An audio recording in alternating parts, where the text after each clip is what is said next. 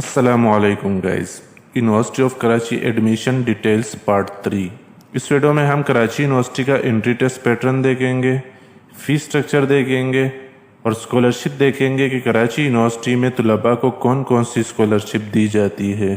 पिछली वीडियोस में यानी कि पार्ट 1 में हमने ये डिस्कस किया था कि कराची यूनिवर्सिटी में कौन कौन से प्रोग्राम्स पढ़ाए जाते हैं, कौन कौन से टेस्ट बेस है, कौन कौन से ओपन मेरिट है और एडमिशन क्राइटेरिया क्या होता है, कैटेगरीज ऑफ एडमिशन्स होते हैं, कौन कौन सी कैटेगरीज होती है। ये सारा हमने पार्ट 1 में डिस्कस किया था। अगर ये वीडियो आपने देखनी है तो इसका लिंक मैं नीचे वीडियो डिस्क्रिप्शन में दे दूंगा। इसी तरह पार्ट 2 में हमने ये डिस्कस किया था कि आपकी फैकल्टी और परसेंटेज के हिसाब से आपको कौन सी फील्ड्स मिल सकती है। इस पार्ट में हम टेस्ट पैटर्न, फीस स्ट्रक्चर और स्कॉलरशिप देखेंगे। उसके लिए आप education in Karachi .net website पे जाओगे। इसमें university of Karachi admission details पे क्लिक करोगे। Entry test pattern and sample test papers, entry test pattern for all programmes पे क्लिक करोगे।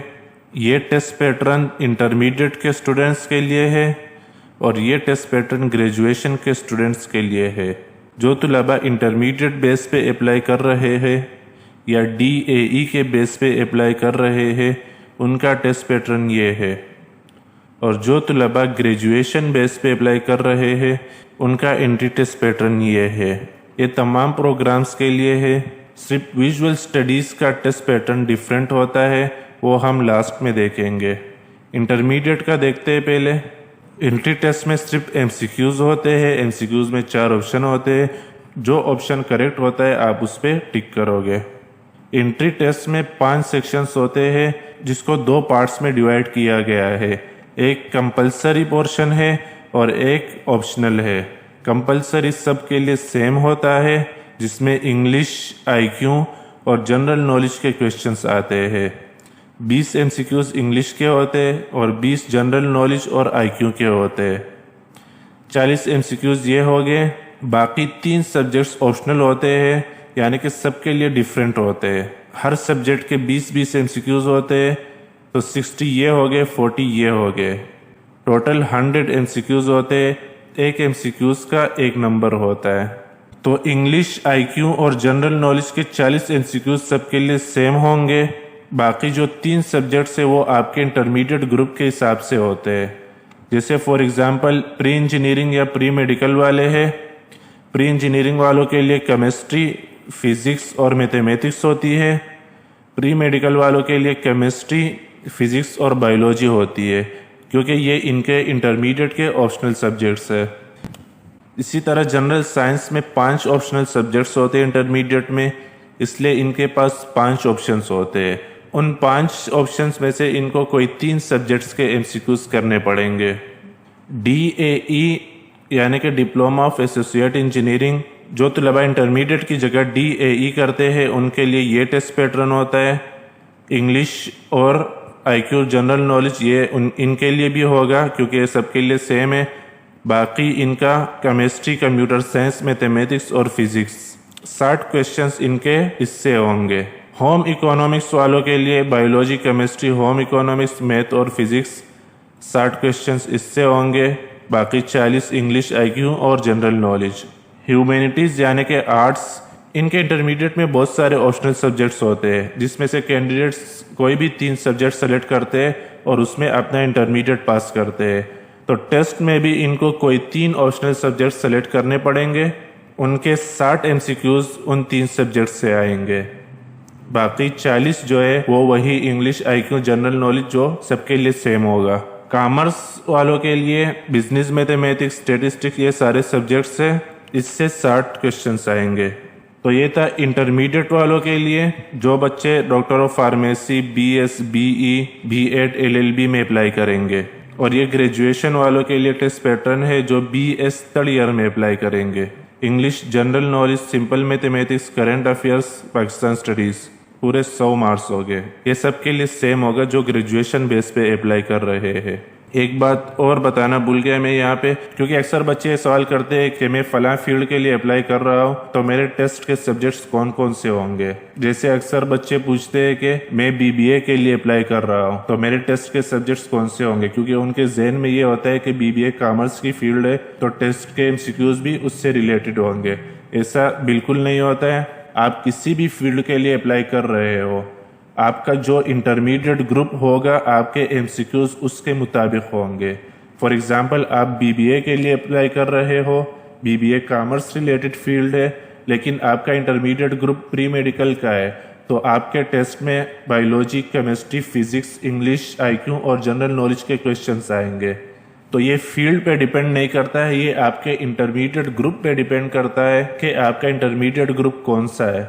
उसके हिसाब से आपके टेस्ट में एमसीक्यूज आएंगे, चाहे आप किसी भी फील्ड के लिए अप्लाई करो। तो ये था एंट्री टेस्ट पैटर्न। अब सैम्पल टेस्ट पेपर्स देखते हैं फॉर डॉक्टर ऑफ फार्मेसी। यहाँ से आप देख सकते हैं कि टेस्ट में कैसे एमसीक्यूज आते हैं। इंग्लिश सेक्शन इन्होंने 4-5 एमसीक्यूज दिए हुए हैं सिर्फ समझाने के लिए। पैसेज भी आता है। आईक्यू जनरल नॉलेज के ऐसे क्वेश्चंस आते हैं। फिजिक्स के इस तरह आते हैं। Chemistry, biology. ये डॉक्टर ऑफ फार्मेसी के लिए था। Sample test paper for BS 4 year programmes जो तलबा इंटरमीडिएट बेस पे अप्लाई कर रहे हैं, ये उन तलबा के लिए है। इंग्लिश, आईक्यू, जीके ये सब के लिए सेम होगा। बाकी फिर इसमें काफ़ी सब्जेक्ट्स दिए हुए हैं जो आपके ऑप्शनल होंगे। जो हमने टेस्ट पैटर्न में डिस्कस किया, आपके टेस्ट में सिर्फ वो सब्जेक्ट्स होंगे। फिजिक्स, कंप्यूटर, जैसा कि कंप्यूटर है ये pre medical, pre engineering, commerce वालों के लिए नहीं है, ये उनके लिए है जिन्होंने इंटरमीडिएट में कंप्यूटर सब्जेक्ट पढ़ा था।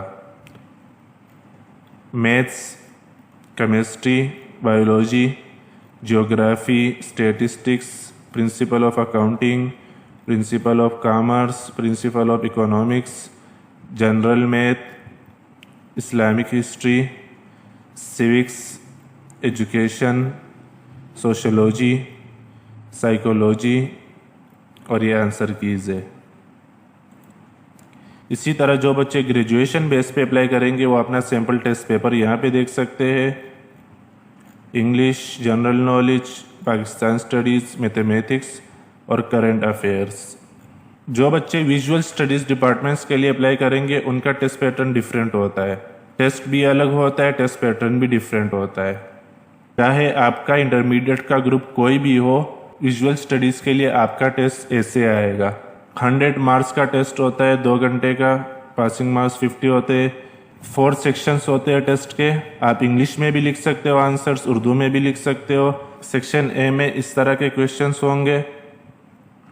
सेक्शन बी में विजुअल इंटेलिजेंस या इमेजिनेशन, और सेक्शन सी में फिर एमसीक्यूज होंगे। सेक्शन डी में फिर आपको पर्सनल स्टेटमेंट लिखना होगा जिसमें आप अपना इंटरेस्ट बताओगे, क्यों अप्लाई कर रहे हो विजुअल स्टडीज़ के लिए ये बताओगे। 200 वर्ड्स का होना चाहिए। तो विजुअल स्टडीज़ का टेस्ट पैटर्न ऐसा होता है। तो ये हो गया टेस्ट पैटर्न और सिंपल टेस्ट पेपर्स। अब फीस स्ट्रक्चर देखते हैं। ये 2023 का है, ये 2022 का है। 2023 मॉर्निंग फीस स्ट्रक्चर ये है। ये फील्ड्स लिखी हुई है कि कौन कौन सी फील्ड्स है, और ये इसका फीस स्ट्रक्चर लिखा हुआ है। 24,000 फर्स्ट ईयर वालों के लिए जो इंटरमीडिएट बेस पे अप्लाई करेंगे, और 3rd ईयर वालों के लिए भी सेम है। ये सेमेस्टर फीस है, यानी कि 6 महीनों की फ़ीस। इसी तरह इन सब्जेक्ट्स की फ़ीस ये है, इन सब्जेक्ट्स की ये है। इस तरह आप सारे सब्जेक्ट्स के देख सकते हो। ये मॉर्निंग प्रोग्राम्स का फ़ीस स्ट्रक्चर है। इसमें सिर्फ डॉक्टर ऑफ फार्मेसी का इवनिंग का दिया हुआ है क्योंकि इनके एडमिशन्स एक साथ होते हैं। बाकी ये सारे प्रोग्राम्स मॉर्निंग के हैं। और ये डॉक्टर ऑफ फिजिकल थेरेपी की फ़ीस है 1,47,000 पर सेमेस्टर, यानी कि 6 महीनों की। मॉर्निंग फ़ीस स्ट्रक्चर 2023 का ये था। 2023 का इवनिंग फ़ीस स्ट्रक्चर अभी तक नहीं आया है, जब आएगा मैं यहाँ पे अपडेट कर दूँगा। 2022 का आप यहाँ पे देख सकते हो। अब स्कॉलरशिप्स देखते हैं कि कौन कौन सी स्कॉलरशिप्स मिलती है कराची यूनिवर्सिटी में। बहुत सारी स्कॉलरशिप्स मिलती है। आपकी फ़ीस माफ़ हो सकती है, फीस माफ़ होने के साथ साथ आपको स्टिपेंड भी मिलेगा।